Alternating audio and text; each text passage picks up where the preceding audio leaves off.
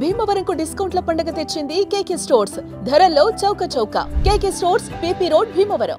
పాక్కు ఇదే చివరి రాత్రి అంటే అవుననే సమాధానమే వినిపిస్తుంది. యావత్ భారతదేశం అంతా ముక్త కంఠంతో పాక్ను సమూలంగా నాశనం చేయాలంటూ ఓవైపు ప్రజలందరూ డిమాండ్ చేస్తున్న పరిస్థితి, మరోవైపు నిన్న రాత్రి డ్రోన్లతో ప్రారంభమైన పాక్ ఏదైతే దుశ్చర్య ఇంకా కొనసాగుతుంది. దాదాపు ఇప్పటికి కూడా 100 డ్రోన్లతో ఒకేసారి భారత్ పైన దాడి చేయడం, మరి ముఖ్యంగా ఫిరోజ్పూర్, పంజాబ్లోని ఫిరోజ్పూర్ ప్రాంతంలో ఒక్కసారిగా 60 డ్రోన్లతో దాడి చేయడంతో అక్కడ సామాన్య ప్రజలు తీవ్రమైన ఇబ్బందిని ఎదుర్కొంటున్నారు. ఒక కుటుంబం పైన ఆ యొక్క కూలిన డ్రోన్ అక్కడ పడడంతో ఒక కుటుంబంలో ఉన్న 3కి తీవ్ర గాయాలైనాయి. వారందరినీ కూడా ఆసుపత్రికి తరలించారు. అయితే ఈ నేపథ్యంలోనే ఆ 100 డ్రోన్లను ఒకేసారి ఎక్కుపెట్టిన పాక్ పైన భారత్ సమర భేరి మోగించింది. ఇప్పుడు ఈ రాత్రికే పాక్ను అంతం చేస్తుందనే ఒక వార్త కూడా వినిపిస్తుంది.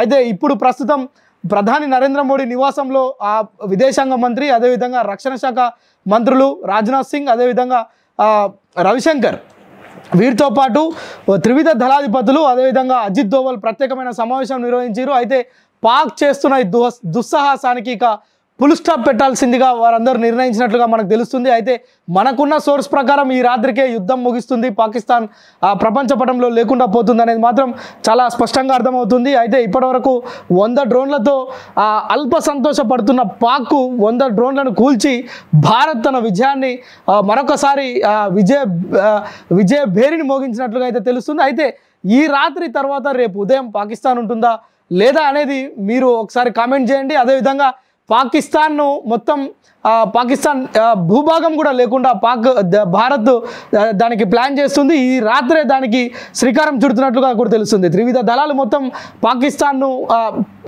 మొత్తం కూడా పెకలించేందుకు సిద్ధమవుతున్నట్లుగా తెలుస్తుంది. అయితే ఇప్పటికే అరేబియా మహాసముద్రం కావచ్చు, సరిహద్దు ప్రాంతాల్లో మనకు సంబంధించిన రఫేల్ యుద్ధ నౌక లాంటి మొత్తం కూడా అక్కడికి వచ్చి సిద్ధంగా ఉన్న పరిస్థితి. మరోవైపు మన దగ్గర ఉన్న సుదర్శన చక్రం లాంటివన్నిటిని యాక్టివేట్ చేసిన భారత సర్కార్ వాటన్నిటితో ఎక్కడ కూడా ప్రజలకు ఇబ్బంది లేకుండా, ప్రజలకు ఎక్కడ కూడా ఈ యొక్క డ్రోన్లతో నష్టం జరగకుండా, ప్రాణ నష్టం జరగకుండా, అదేవిధంగా భారత్ సరిహద్దు ప్రాంతాలు కావచ్చు, ఎల్ఓసి కావచ్చు, సరిహద్దు ప్రాంతాల్లో ఉన్న పంజాబ్, గుజరాత్, రాజస్థాన్, జమ్మూ కాశ్మీర్, అదేవిధంగా ఆ చుట్టుపక్కల ప్రాంతాలన్నింటిలో కూడా ఎక్కడ కూడా పాక్ దుస్సాహసాన్ని, దుశ్చర్యను ఎక్కడికక్కడ అణిచివేస్తున్న పరిస్థితి. అయితే ఈ రాత్రికి అంటే ప్రస్తుతం ఇంకా దాదాపు సమయం 12 అవుతుంది. ఇప్పుడు ఆ యొక్క సమావేశం నిర్వహిస్తున్నారు. దాదాపు వీరంతా కీలకమైన నిర్ణయాలు తీసుకుంటున్నారు. అయితే ఈ రాత్రి మొత్తం కూడా పాకిస్తాన్ను ఈ యొక్క యుద్ధం కానీ లేదంటే ఈ రేపు